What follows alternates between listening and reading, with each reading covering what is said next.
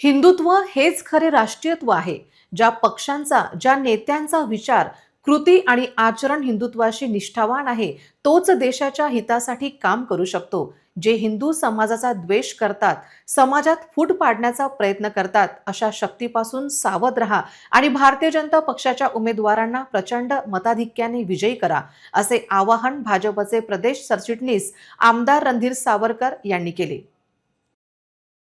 अकोला महानगरपालिका निवडणुकीच्या पार्श्वभूमीवर प्रभाग क्रमांक 3 मध्ये नागरिकांशी थेट संवाद साधताना आमदार सावरकर यांनी विरोधकांवर हल्लाबोल केला.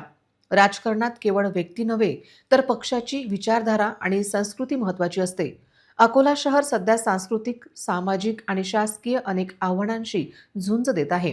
अशा परिस्थितीत शहराचा सर्वांगीण विकास साधण्यासाठी भारतीय जनता पक्ष सत्तेत येणे आवश्यक असल्याचे सावरकर यांनी स्पष्ट केले.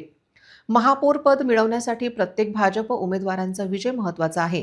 केंद्रीय मंत्री नितीन गडकरी, मुख्यमंत्री देवेंद्र फडणवीस यांच्या विकासाभिमुख विचारांना प्राधान्य देणारे उमेदवार अकोल्याला पुढे नेऊ शकतात, असेही त्यांनी ठामपणे सांगितले.